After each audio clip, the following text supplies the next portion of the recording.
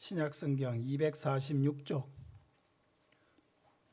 신약성경 246쪽 로마서 6장 1절에서 14절까지 말씀입니다.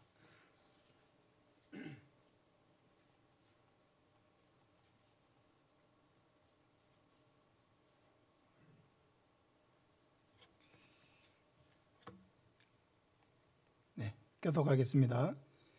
그런즉 우리가 무슨 말을 하리요? 은혜를 더하게 하려고 죄에 거하겠느냐?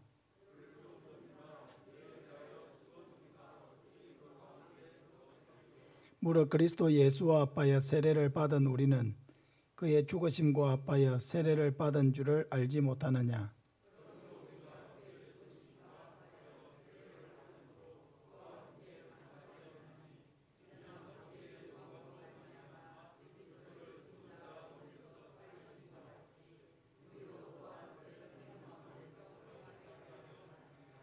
만일 우리가 그의 죽으심과 같은 모양으로 연합한 자가 되었으면 또한 그의 부활과 같은 모양으로 연합한 자도 되리라.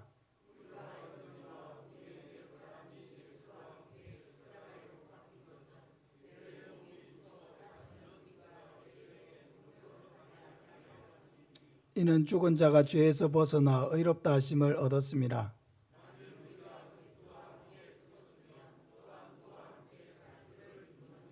이는 그리스도께서 죽은 자 가운데서 살아나셨음에 다시 죽지 아니하시고 사망이 다시 그를 주장하지 못할 줄을 알미로다.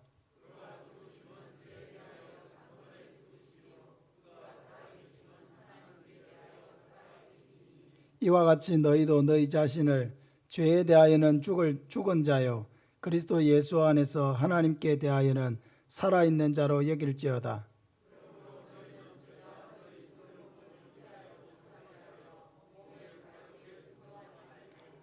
또한 너희 지체를 불의의 무기로 죄에게 내주지 말고 오직 너희 자신을 죽은 자 가운데서 다시 살아난 자 같이 하나님께 드리며 너희 지체를 의의 무기로 하나님께 드리라.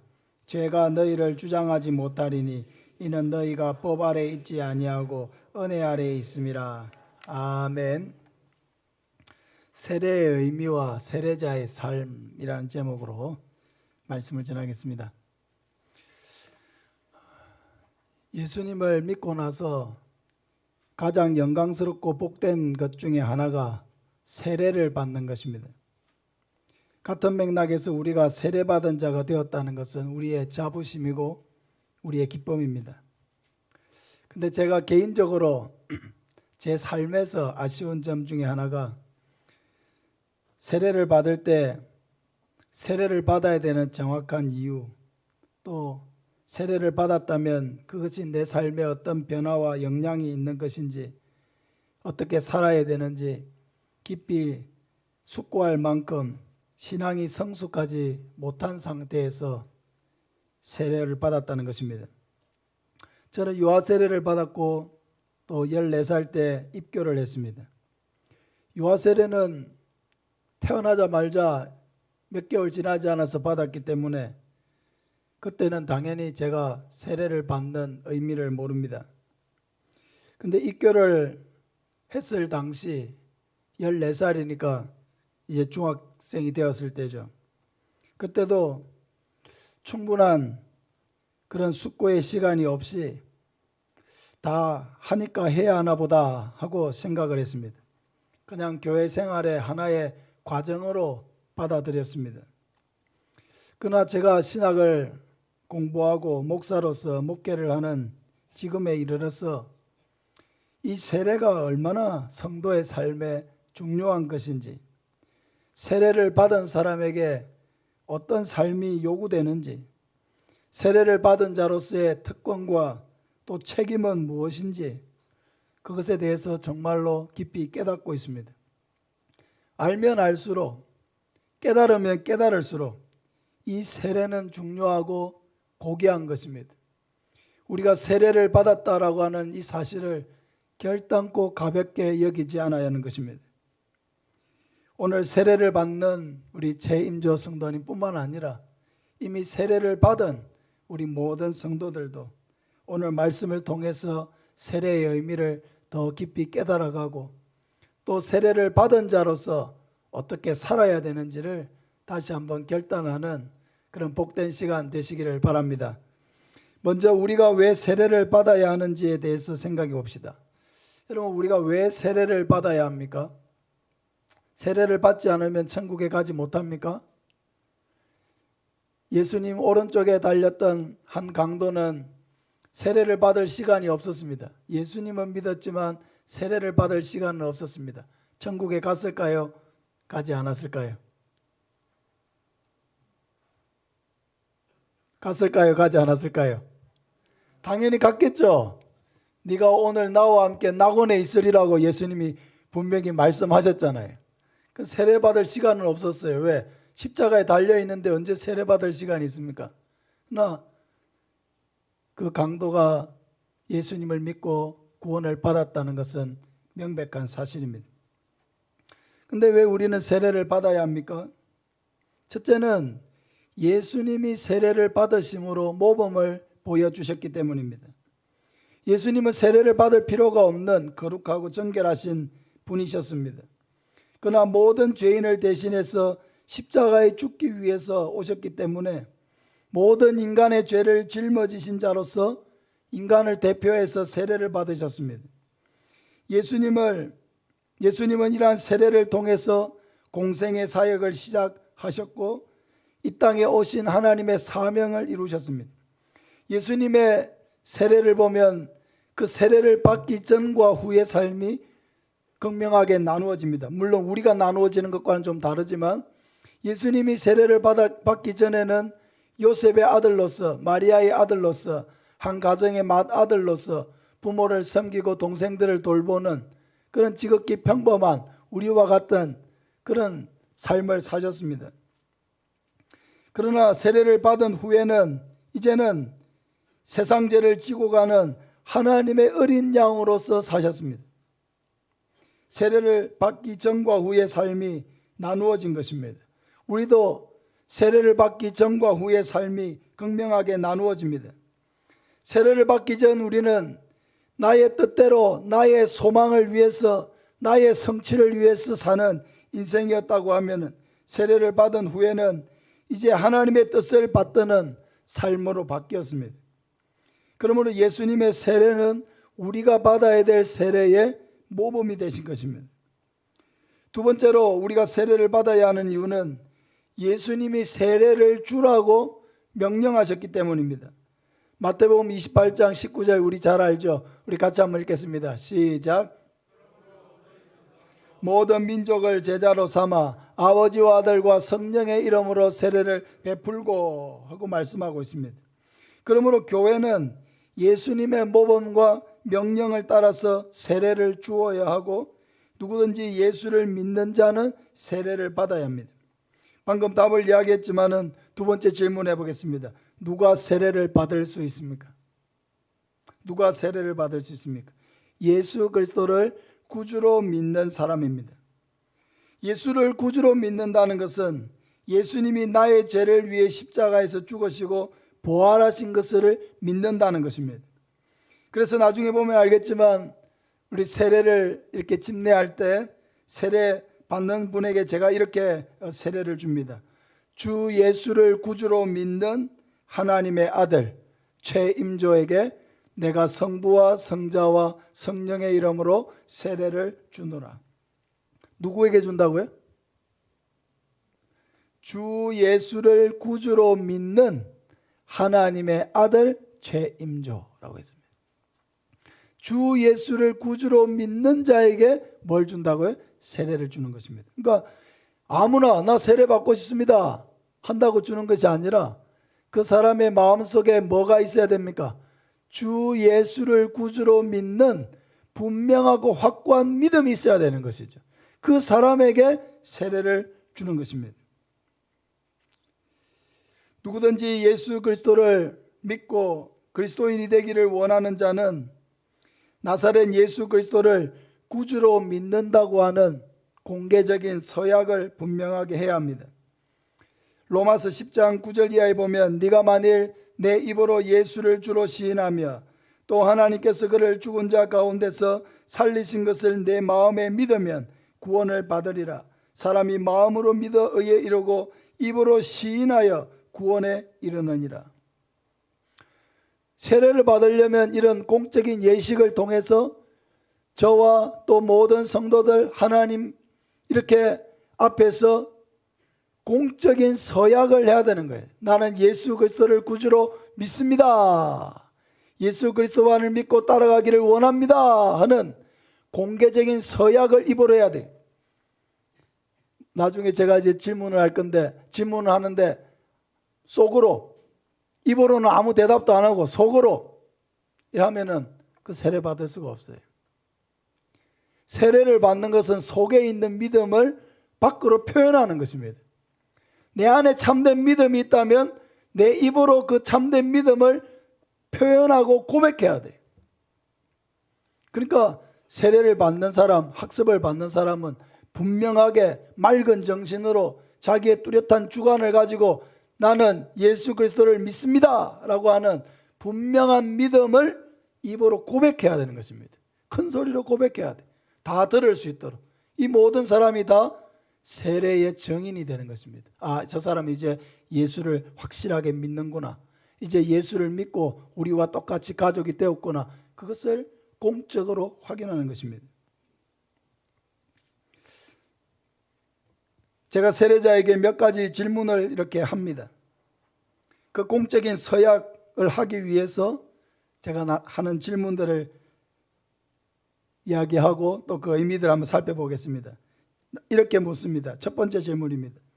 여러분은 자신이 하나님 앞에 죄인인 줄 알며 당연히 그의 진노를 받아야 할 사람이지만은 하나님의 크신 자비에 의하여 구원을 얻는 길 외에 소망이 없는 자인 것을 인식합니까? 네, 한번 대답해 보세요. 인식합니까? 네.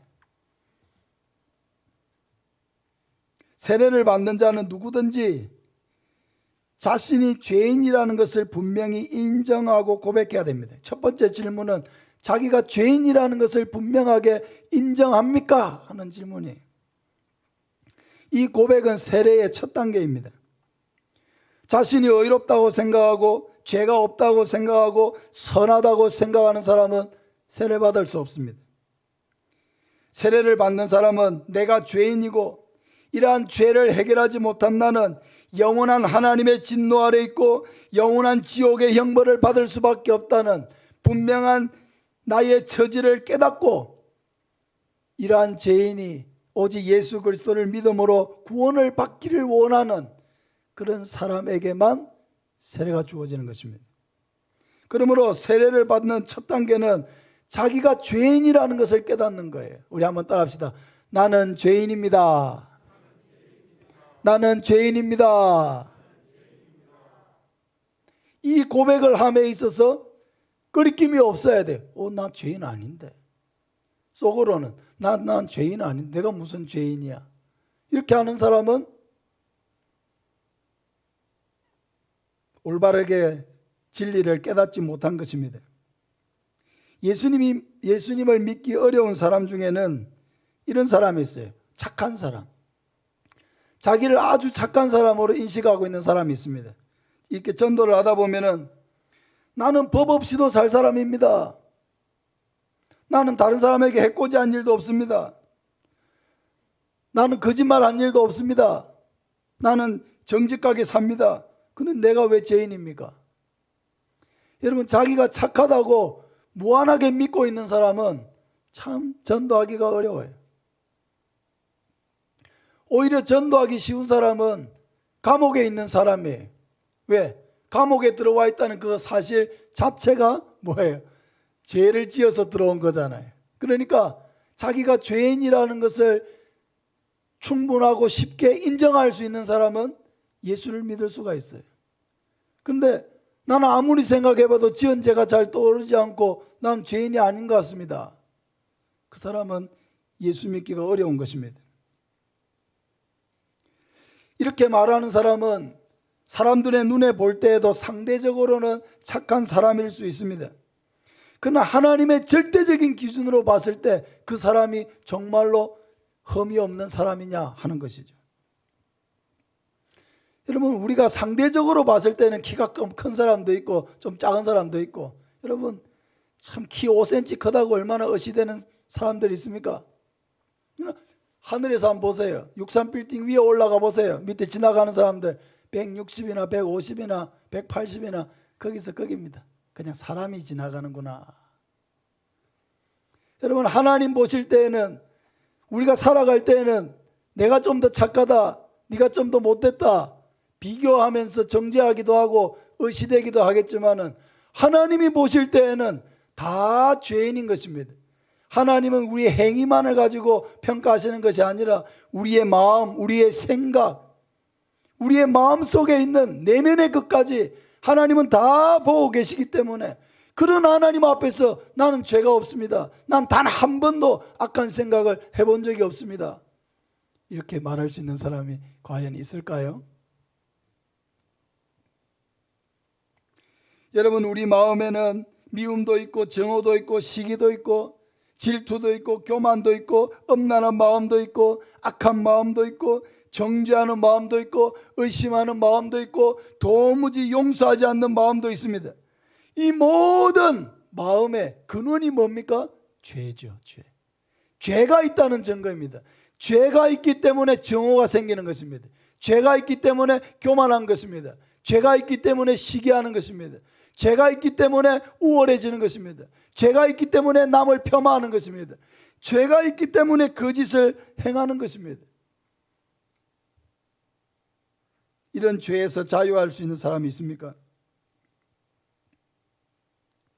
그래서 하나님은 우리를 구원하실 때에 우리 마음에 성령을 부어주십니다. 성령이 우리 안에 충만해지면 제일 먼저 자신이 죄인이라는 것을 깨닫게 되는 거예요.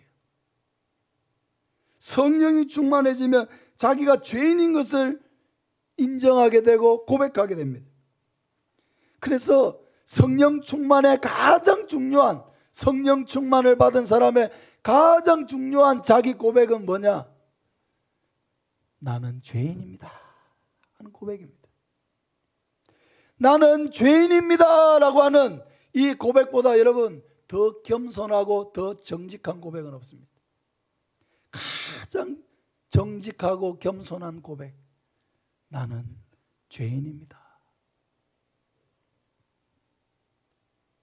세례는 바로 자기의 죄를 인정하고 고백할 수 있는 사람, 자기는 하나님 앞에서 죽어 마땅하며 하나님의 진노 아래 있고 영원한 지옥에 갈 수밖에 없는 죄를 짊어지고 사는 인생이라는 것을 고백하는 것, 이것이 바로 세례의 시작입니다.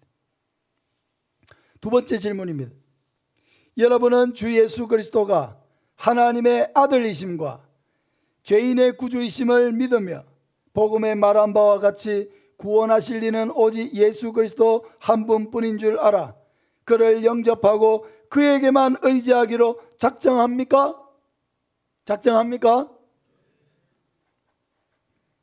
이 두 번째 질문이 이 세례의 핵심 질문이라고 할 수 있습니다. 죄인된 내가 구원을 받는 것은 오직 예수 그리스도를 믿는 것 외에 달리 길이 없다는 것을 알고 예수 그리스도를 구주로 영접하고 예수님만 의지하기로 서약하는 것입니다. 예수님은 나의 죄를 대신 짊어지시고 십자가에 죽으심으로 내가 해결할 수 없는 모든 죄의 문제를 청산하셨습니다. 하나님은 예수님의 그 십자가의 죽으심을 내 죄의 대가로 받으셨습니다. 예수님의 죽으심이 내 죄를 대신한 것입니다. 그래서 누구든지 이 예수님이 나의 죄를 청산하시기 위해서 십자가에서 죽으셨다는 것을 믿을 때에 하나님은 우리의 죄를 용서하시고 우리를 하나님의 자녀로 삼으시고 영원한 천국으로 우리를 인도해 주시는 것입니다. 사랑하는 여러분, 이 예수님을 믿습니까? 그러면은 우리의 모든 죄가 용서받았고 하나님의 자녀가 되었고 영원한 천국에 간다는 것을 분명하게 믿으시기를 바랍니다. 예수님을 영접하는 것은 어렵지 않습니다. 개인적으로 하셔도 되고 도움을 받으셔도 됩니다. 그러나 단 한 번도 예수님을 자신의 마음속에 구주로 영접하지 않은 분들이 혹시 있을 수도 있습니다. 그래서 그 한 분을 위해서 우리가 다 같이 이 기도를 한번 따라했으면 좋겠습니다. 영접 기도입니다. 하나님, 저는 죄인입니다. 세상 속에서 많은 죄를 지으며 살아왔습니다. 그러나 예수님이 나의 죄를 위해 십자가에 죽으신 것을 믿습니다. 예수님을 저의 구주로 모셔드립니다. 내 안에 들어와 주셔서 내 삶의 주인이 되어 주옵소서. 예수님 이름으로 기도합니다. 아멘. 중요한 것은 자신의 입으로 분명히 고백하는 것입니다. 이렇게 예수님을 구주로 고백하고 영접한 자에게 세례를 줍니다. 여기서 잠깐 우리는 물 세례와 성령 세례에 대해서 조금 정리할 필요가 있습니다. 세례 요한은 이렇게 말했죠. 나는 물 세례를 주는 사람이지만 예수님은 성령 세례를 주는 사람이라고 말했습니다. 마태복음 3장 11절 이하에 보면 나는 너희로 회개하게 하기 위하여 물로 세례를 베풀거니와 내 뒤에 오시는 이는 나보다 능력이 많으시니 나는 그의 신을 들기도 감당하지 못하겠노라. 그는 성령과 불로 너희에게 세례를 베푸실 것이요 하고 말했습니다. 세례 요한은 자기를 가리켜서 나는 물로 세례를 베풀거니와, 예수님은 무엇을 해요? 성령과 불로 세례를 베푸시리라. 사랑하는 여러분, 그러면 물 세례가 중요합니까? 물 세례라는 것은 이렇게 물로 세례를 주는 거죠. 물 세례가 중요합니까? 성령 세례가 중요합니까? 물 세례가 중요합니까? 성령 세례가 중요합니까? 성령 세례가 중요하죠. 성령 세례는 예수님이 주시는 세례이기 때문입니다. 성령 세례는 보이지 않는 세례이고 물 세례는 보이는 세례입니다. 성령 세례는 우리의 심령에 주시는 것이고 물 세례는 우리의 몸에 주시는 것입니다. 그러나 성령 세례를 받아야 그 사람이 참 그리스도인으로 거듭날 수가 있습니다. 성령 세례를 받아야 자기의 죄를 고백하고 진심으로 예수님을 구주로 영접하고 예수님을 따라갈 수가 있습니다. 우리 마음속에 정말로 자신이 죄인이라는 것이 믿어지고 고백되어지고 예수님이 나를 위해서 십자가에 죽으시고 부활하신 것이 믿어지는 사람, 그 사람은 이미 성령 세례를 받은 줄로 믿으시기를 바랍니다. 성령 세례를 받았기 때문에 그게 믿어지는 거예요. 물 세례는 바로 이러한 성령 세례를 받은 자에게 가시적인 구원의 정표로서 베푸는 것입니다. 성령 세례를 받지 못한 사람에게 물 세례를 주었다고 해서 구원받았다고 할 수 없습니다. 중요한 것은 성령 세례입니다. 진심으로 예수님을 믿고 의지하는 마음이 생겼느냐, 참으로 그 마음속에 자신이 죄인이라는 것을 인정하는 데 거리낌이 없고 정말로 예수님이 나의 죄를 위해 십자가에 죽으시고 부활하셨다는 이 사실에 조금도 의심이 없이 믿어지느냐? 믿어지면 그게 기적이고 그게 바로 성령 세례를 받은 증거입니다. 고린도전서 12장 3절에 누구든지 성령이 아니고서는 예수를 주시라 할 수 없느니라. 성령 세례를 받았기 때문에 우리는 예수님을 주님으로 고백할 수가 있게 되는 것입니다. 물 세례가 구원을 보장하는 것이 아니라 성령 세례가 구원을 보장한다는 것입니다. 그러나 성령 세례를 받고 진심으로 구주를 영접한 사람이라면 이제 물 세례가 유익한 것입니다. 왜냐하면 물 세례를 통해서 자신의 마음에 있는 믿음이 확정되기 때문입니다. 오늘 이렇게 물 세례를 베푸는 것은 그냥 베푸는 게 아니에요. 이미 받은 성령 세례를 인해서 예수 그리스도를 구주로 믿는 그 증거를 당해서 확인했기 때문에 오늘 물 세례에서 확정을 하는 것입니다. 좀 이따 같이 영상을 하나 보실 텐데요. 어느 침례교회에서 침례를 주는 장면입니다. 침례교회는 예배당을 지을 때 예배당 안에 침례를 줄 수 있는 시설을 요 강대상에다가 배치를 합니다. 성지순례를 다음에 가게 되면 예배당에 세례터가 예배당에 같이 설치되어 있는 것을 많이 보게 됩니다. 세례는 예수님이 만드신 성례의 하나이고 성령 세례에 대한 외적인 표시로서 교회에 매우 중요한 예식이기 때문에 예배당 구조 속에 세례터를 포함시킨 것입니다. 우리가 받는 세례의 원형은 침례죠. 침례. 그래서 우리가 참고 영상으로 같이 한번 보겠습니다. 이 시간에는 우리 주님께서 마태복음 28장 19절에 그러므로 너희는 가서 모든 민족을 제자로 삼아 아버지와 아들과 성령의 이름으로 침례를 베풀라는 말씀에 의하여 침례식을 거행하고자 합니다. 우리 성도님께서 함께 기도로 동참해 주시고 또 끝나면 박수로 축하해 주시길 바랍니다. 박은지 자매님 주님의 이름으로 환영합니다. 어서 오세요.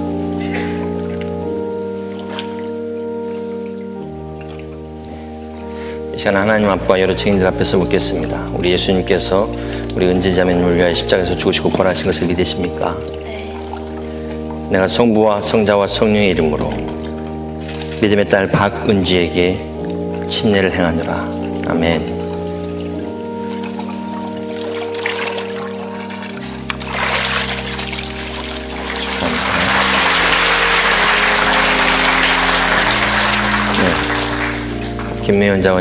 김예원 자매님 주님의 이름으로 환영합니다. 하나님 앞과 성도님들 앞에서 동일하게 묻겠습니다. 우리 예수님께서 자매님을 위하여 십자가에서 죽으시고 부활하신 것을 믿으십니까? 네. 내가 성부와 성자와 성령의 이름으로 믿음의 딸 김예원에게 침례를 베푸노라. 아멘.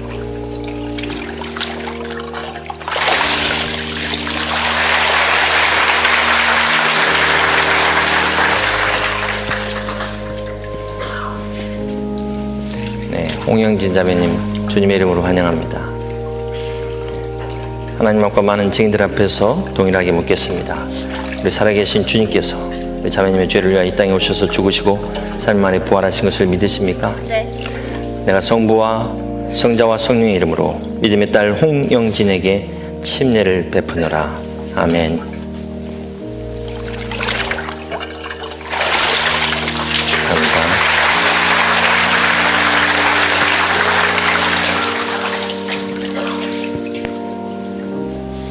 윤민우 형제님 어서 오세요. 주님의 이름으로 환영합니다. 하나님 앞과 이렇게 많은 증인들 앞에서 믿음의 고백을 하시겠습니다. 우리 예수님께서 형제님을 위하여 십자가에서 죽으시고 부활하신 것을 믿으십니까? 네. 내가 성부와 성자와 성령의 이름으로 믿음의 아들 윤인호에게 침례를 베푸노라. 아멘.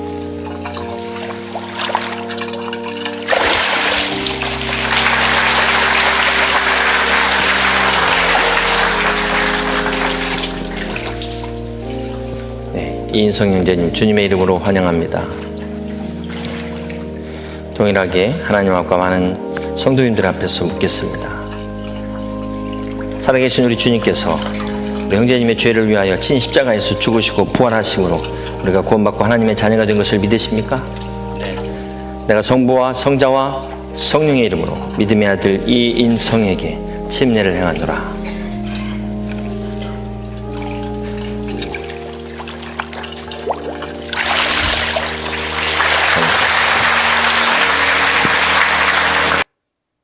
이 시간에는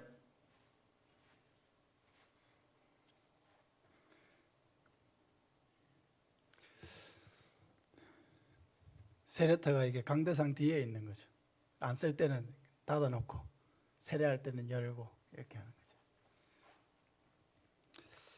우리는 세례식 때 그 의미를 생각해서 물에 빠뜨리지는 않습니다. 그러나 그 의미는 동일한 것입니다. 그래서 저는 물에 빠지지는 않기 때문에 이 조금 물을 뿌려가지고 이 세례의 의미가 몸에 확 와닿을까 이런 생각이 들어요. 그래서 저는 가능한 한 제가 담을 수 있는 만큼 손바닥에 물을 많이 담아가지고 물이 좀 흘러내릴 만큼, 그래서 얼굴을 좀 적실 만큼 그렇게 뿌리려고 합니다.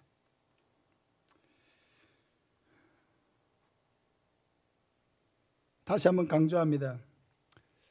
물 세례라고 하는 것은 이미 받은 성령 세례에 대한 외적인 정표로서 하는 것입니다. 내적인 믿음, 이미 우리가 예수님을 구주로 믿는 그 믿음에 대해서 외적으로 표시하는 것이 바로 물세례입니다. 성령 세례를 받은 증거는 자신이 죄인이라는 것을 진심으로 믿고 인정하는 것입니다. 예수님이 나의 죄를 위해서 십자가에 죽으시고 부활하신 것을 믿는 것입니다. 그 믿음이 내 안에 있을 때, 나는 성령 세례를 받았구나. 그리고 그것을 당에서 확인하고 그에 대해서 그 사람에게 물 세례를 주는 것입니다. 사랑하는 여러분 자신이 죄인이라는 것을 인정합니까? 예수님이 나를 위해 십자가에 죽으시고 부활하신 것을 믿습니까? 그렇다면 여러분은 성령 세례를 받았다는 것도 믿으시기 바랍니다. 성령 세례를 받았으면 죄 용서를 받은 것이고 하나님의 자녀가 된 것이고 부활에 참여할 것이고 영원한 천국에 들어가게 된다는 것 또한 의심 없이 믿으시기를 바랍니다. 이제 마지막 세 번째, 네 번째 질문은 세례를 받은 자로서 어떻게 살아야 될 것인지에 대한 질문입니다. 세 번째 질문은, 여러분은 지금 성령의 은혜만을 의지하고 그리스도를 쫓는 자가 되어 모든 죄를 버리고 그의 가르침과 모범을 따라서 살기로 작정합니까? 여러분은 이제부터 교회의 관할과 지리에 복종하고 성결과 화평을 이루도록 노력하기로 작정합니까? 로마서 6장 6절 이하에 보면 우리가 알거니와 우리의 옛사람이 예수와 함께 십자가에 못 박힌 것은 죄의 몸이 죽어 다시는 우리가 죄에게 종노릇하지 아니하려 함이니 이는 죽은 자가 죄에서 벗어나 의롭다 하심을 얻었음이라고 말씀하고 있습니다. 지난 2주간 대교리 설교 때 세례를 받는 것은 옛사람이 죽고 새 사람으로 태어나는 것이라고 강조했습니다. 수세자가 물속에 들어가는 것은 죽음을 의미한다고 그랬죠. 그리고 물에서 다시 나오는 것은 예수님과 함께 부활하는 것입니다. 새로운 사람으로 거듭나게 되는 것이죠. 그러므로 세례를 받았다는 것은 이제는 죄를 사랑하고 죄를 지으면서도 하나님을 두려워하지 않고 죄를 지으면서도 다른 사람만 보지 않으면 된다고 생각했던 과거의 모든 삶과 단절하는 것입니다. 그 모든 삶에서 돌아서는 것입니다. 오늘 본문 2절에도 보면 죄에 대하여 죽은 우리가 어찌 그 가운데 더 살리요? 라고 말했습니다. 죄에 대하여 죽었어요. 세례를 받았다는 것은 죄에 대하여 죽음을 선포하는 것입니다. 그런데 죄에 대하여 죽은 우리가 어찌 그 가운데 더 살리요? 그렇습니다. 그런데 문제는 성령 세례를 받은 것도 맞습니다. 왜? 내가 죄인인 것도 인정이 되고 예수 그리스도가 나를 위해 십자가에 죽으신 것도 믿어지는 거예요. 그럼 성령 세례를 받은 게 맞습니다. 그리고 물 세례도 받았습니다. 그런데 또 하나 분명한 사실은 죄의 욕망이 그렇다고 완전히 사라진 것도 아니라는 것입니다. 죄를 짓던 과거의 습관이 세례를 받았다고 해서 그날부로 완전히 단절할 수 있는 그런 상황이 아니라는 거예요. 왜? 우리 안에 끊임없는 죄의 욕망이 여전히 남아서 죄를 짓게 만들기 때문입니다. 이것은 끊임없이 우리로 하여금 고통에 거하게 합니다. 싸우게 만듭니다. 그리스도인의 마음속에 많은 갈등을 일으킵니다. 그럼 우리가 여전히 죄가 우리 안에 살아있는데 죄에 대하여 죽었다고 말하는 이유가 무엇입니까? 그것은 우리가 예수를 믿기 전처럼 전적으로 죄가 지배하지 않는 삶을 산다는 것입니다.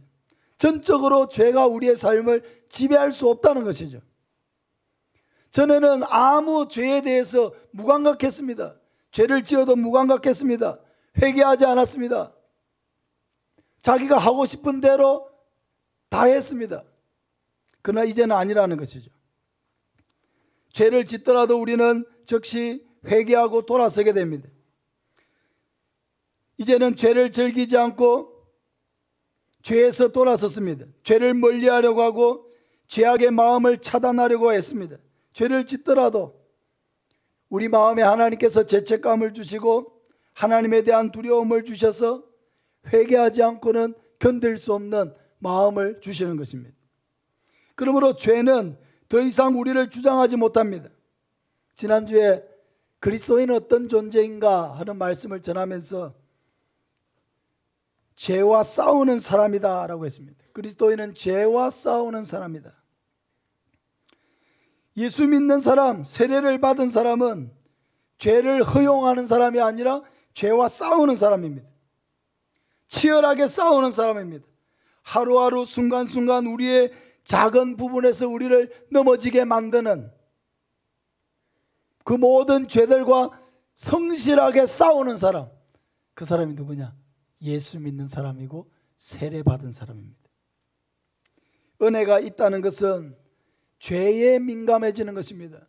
성령에 충만하다는 것은 죄에 민감한 사람이 되는 것입니다. 성령에 충만해지면 충만해질수록 더 작은 죄에 더 민감해지는 것입니다.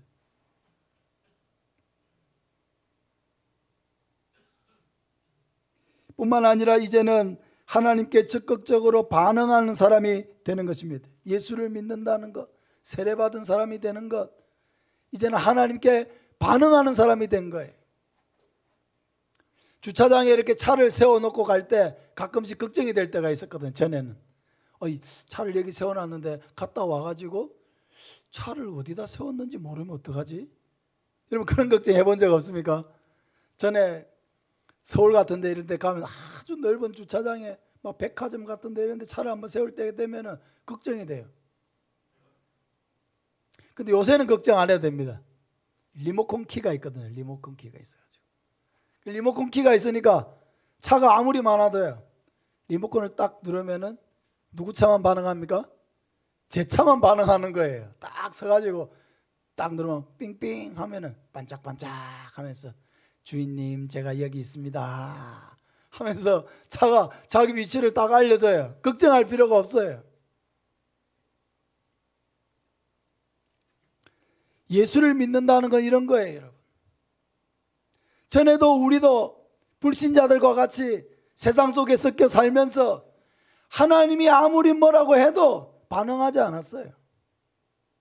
하나님 따로 우리 삶 따로 살았던 거예요. 그러나 이제 예수를 믿고 세례를 받은 후에는 달라요. 하나님의 백성으로서 하지 말아야 될 행동을 했을 때, 하나님이 미워하는 행동을 했을 때 하나님이 우리의 양심에 경종을 울려주십니다. 안 돼, 안 돼. 아니야, 아니야. 그건 네가 살아야 될 삶이 아니야. 가야 될 길이 아니야. 하나님이 우리 마음속에 경종을 울리십니다. 불편하게 만드십니다. 그래서 죄를 짓지 못하도록 하시는 거예요. 회개하지 아니하고는 견딜 수 없는 마음을 주십니다. 예수 믿으면요, 절대로 편하게 죄 지을 수 없어요. 성령 세례를 받은 사람은 절대로 편하게 죄 지을 수 없습니다. 성령 세례를 받은 사람은 절대로 하나님을 무시할 수 없어요. 불편하게 하십니다. 두렵게 하십니다. 무겁게 하십니다. 그래서 죄를 짓지 못하게 하십니다. 예수를 믿는다는 것은 하나님께 반응하는 인생이 된 거예요. 전에는 무반응으로 살았다면 이제는 적극적으로 반응하는 인생으로 바뀐 거예요. 세상 속에 섞여 살기 때문에 다 그 사람이 그 사람인 것 같은데 아닙니다. 여러분 운동회가 되면은 여러분 많이 가보셨죠? 아이들, 손자, 손녀들 운동회 할 때 가보셨죠? 여러분, 아이들이 아무리 많이 있어도요, 눈은 항상 우리 아이한테 가 있는 거예요. 그 아이가 꼭 운동장 가운데 있어야 거기가 센터가 아닌 거예요. 아이가 움직이는 곳은 다 센터예요. 나무 밑에 가 있어도 그 아이가 보이고, 놀이터에 가 있어도 그 아이가 보이고, 달리기를 해도 우리 아이만 보이는 거예요. 줄다리기를 해서 그 많은 아이들이 수십 명이 달라붙어서 줄을 당기는데도 우리 눈은 우리 아이만 보이는 것입니다. 세상에 아무리 많은 사람들이 있어도 하나님은 바로 우리에게 눈여겨보시고 우리의 삶을 지켜보고 계시고 우리의 삶에 귀를 기울이고 계십니다. 나아가서 하나님은 우리를 하나님이 기뻐하시는 삶을 살도록 이끄십니다. 하나님이 기뻐하시는 삶을 살 때에 하나님은 우리 마음에 기쁨을 주시고 즐거움을 주시고 더 열심히 그 일을 할 수 있도록 하시고 하나님의 기쁨을 누리게 하십니다. 오늘 본문 12절부터 보면은 그러므로 너희는 죄가 너희 죽을 몸을 지배하지 못하게 하여 몸의 사욕에 순종하지 말고 또한 너희 지체를 불의의 무기로 죄에게 내주지 말고 오직 너희 자신을 죽은 자 가운데서 다시 살아난 자 같이 하나님께 드리며 너희 지체를 의의 무기로 하나님께 드리라. 죄가 너희를 주장하지 못하리니 이는 너희가 법 아래 있지 아니하고 은혜 아래 있습니다. 하나님은 의로우시고 거룩하십니다. 그러므로 우리가 의롭고 거룩한 일을 행할 때에 하나님이 우리 마음에 기쁨을 주시고 즐거움을 주시고 하나님의 능력이 우리의 삶에 나타나게 하십니다. 사랑하는 여러분, 우리는 세례를 받았습니다. 우리 한번 따라합시다. 나는 세례 받았다. 여러분, 세례 받은 것이 보통 은혜가 아니에요. 세례를 받았다라고 하는 이 정체성이 보통 정체성이 아니에요. 나는 세례 받은 사람이에요. 그냥 사람 아니에요. 그냥 김동연 아니에요. 세례 받은 김동연이에요. 세례 받은 사람이에요. 예수님 안에서 변화된 사람이에요. 거듭난 사람이에요. 죄에 대하여 죽고 의에 대하여 살아난 사람이에요. 영원한 하늘나라 천국을 바라보면서 살아가고 있는 사람이에요. 이 세상 사람들과의 삶의 목표와 종착점이 다르다는 것입니다.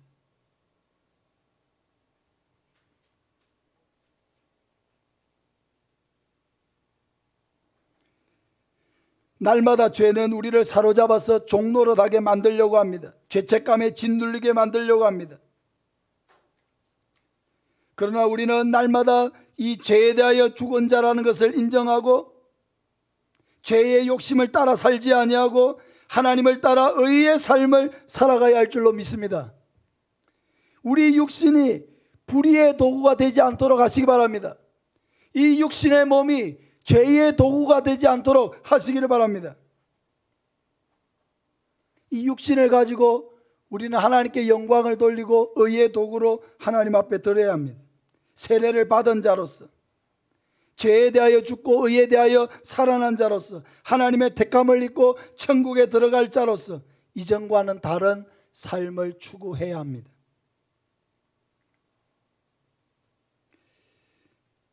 거룩한 삶을 통해서 하나님 앞에 영광을 돌리시기 바랍니다. 우리는 세례받은 사람입니다. 우리가 받은 이 큰 은혜를 늘 마음속에 기억하고 주 안에서 변화된 우리의 정체성을 분명하게 인식하고 하나님 앞에 영광 돌리며 살아가는 저와 여러분 되시기를 예수님의 이름으로 축복합니다.